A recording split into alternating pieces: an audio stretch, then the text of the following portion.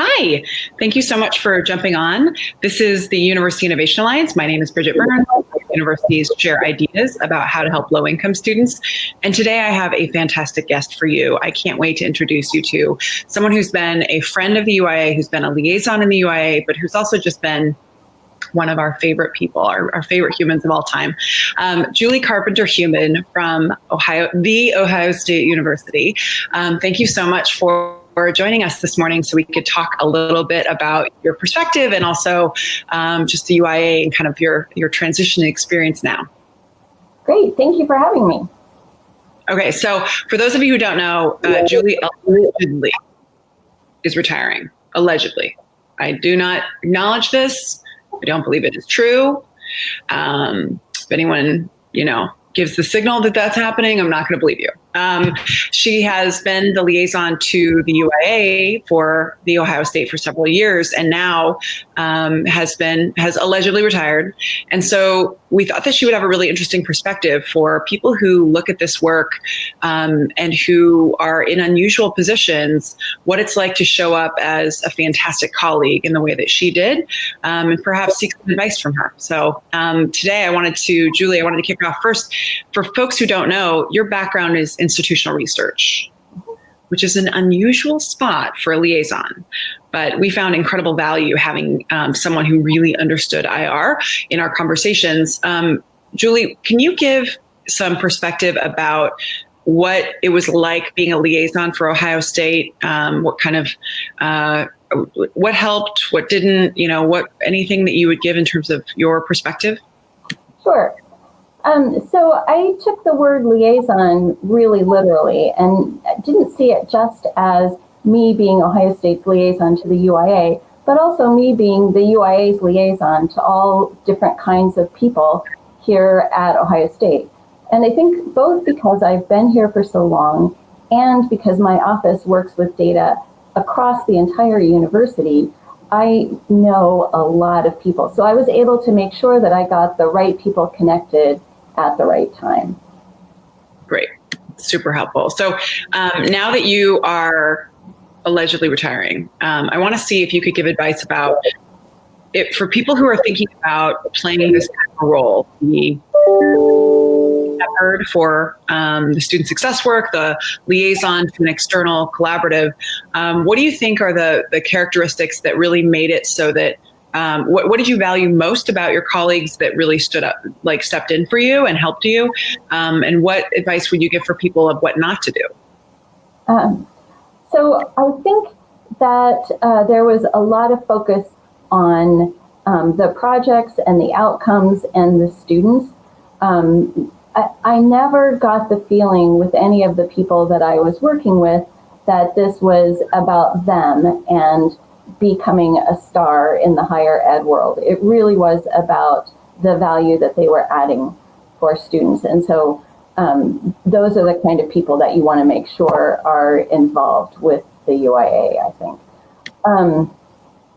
The group has been very open to having me involved as well. I mean, most of the other people are student affairs or undergraduate student ed. And I do feel like my colleagues all saw value in what I could add that was different from what they could add. So maybe that's something to think about too, is what are all the different perspectives that add value to the overall project? And how do we make sure that we get people to represent those very different areas and values?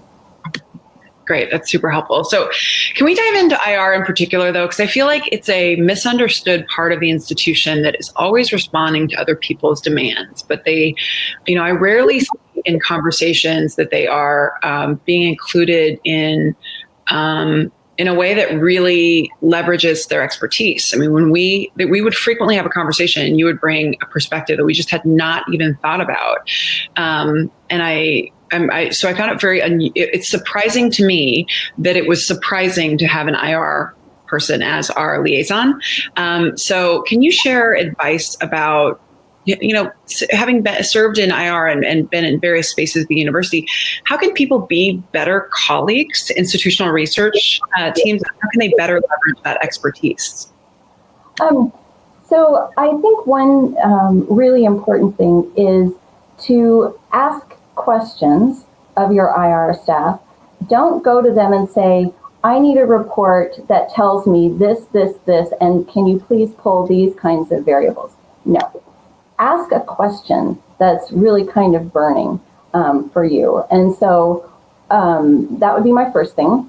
Second is ask IR people what questions they think would be interesting to explore.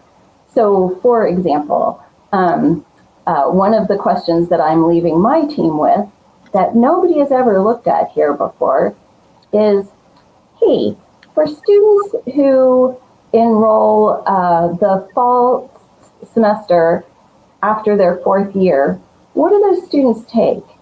And is it required for their degree? And by the way, do they buy football tickets?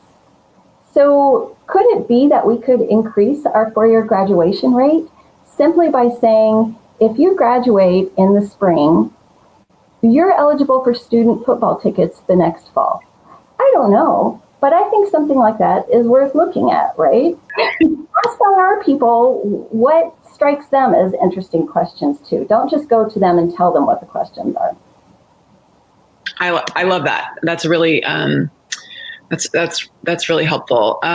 What question, when you're looking from an institutional research perspective and you're trying to assess what's going on in the institution, are there any questions beyond what you just shared that you would offer up as a prompt of, here are the three things that when I'm trying to figure out where a campus is or how they're doing, if they don't have answers to these three questions or this one question, then I have a sense that things aren't as good as they say.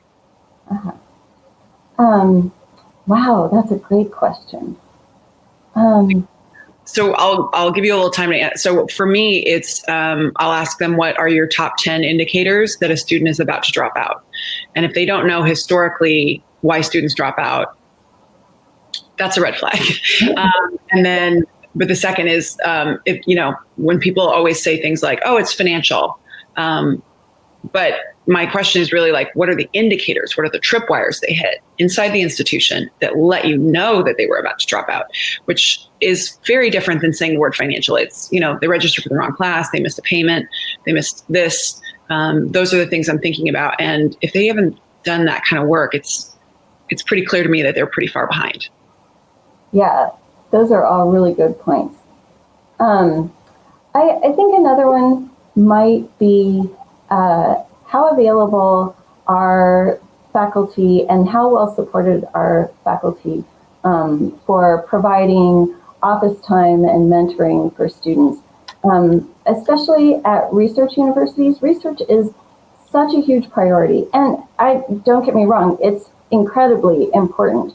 But are we giving faculty credit for the work that they're doing with students as well?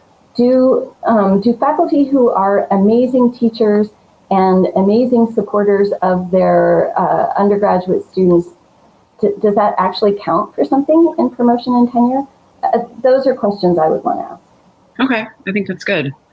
All right, so, as you're wrapping up your career, this leg of it, I would say, one of the things that I frequently hear from people is a general sense of overwhelm in the work, that it's just the more productive and effective you are in higher ed, the more stuff you get, the more committees you get, the more emails you get. And it's really hard for people to dig out from under to feel like they're really delivering as well as they could. So I'm wondering if there were any things that helped you along the way to be able to not feel overwhelmed. Any advice you'd give little Julie as you were transitioning into the career? Trust the staff that you work with. Sometimes I think that we know that because we know how to do things, we can do it better and smoother and, and get things accomplished more than if we give it away to our staff. But one of the things that I'm really recognizing now, especially as I'm getting ready to leave, is that if I haven't helped my staff to develop so that they can do things as well as I've done them in the past, then I haven't done my job. So a lot of the job of an IR leader is handing off and making sure that others can do the work as well as you can. That's good. The other piece I wanted to ask you about, because I know you are a global traveler, is if you have any advice. So you traveled a lot. We always made you fly all kinds of places.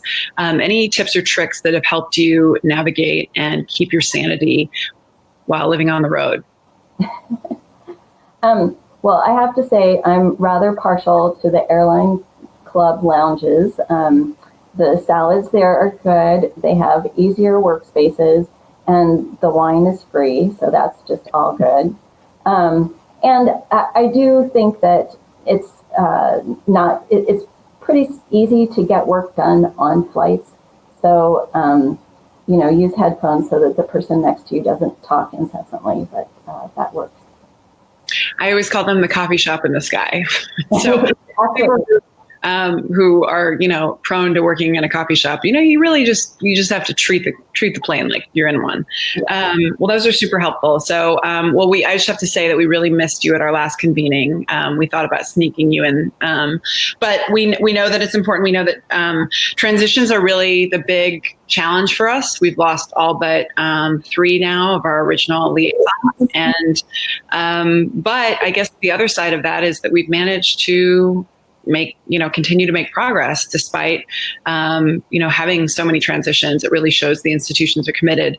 But we missed you, and we will always miss having you, and we will refuse to acknowledge that you are gone, because you've just always been such a thoughtful and compassionate colleague who I could always come to you for anything, and you would always give me kind of really just really level-headed advice. And I always loved that you brought in a perspective from whether it was your experience working at other collaboratives or, the fact that you really have grown up inside this university and served in so many different roles. I just feel like you have a real deep bench of wisdom. So thank you so much for being so generous with your wisdom and for being a great ear to always have a glass of wine with. Well, thank you. This has been one of the highlights of my career, my participation in the UIA. And I think that if the transitions have gone well, that also speaks to your leadership in the organization. So thank you, Bridget. Oh, well, you're so kind. Well, folks, we are not admitting that Julie is retired, but we will see. It's not goodbye. It is just until next time that we will see you very soon, likely doing some other complicated project for, if not the Ohio State University, for someone else, and hopefully we'll connect with our work. So thank you so much for spending time with us today, and we look forward to hearing again what you learn in the future. Thank you.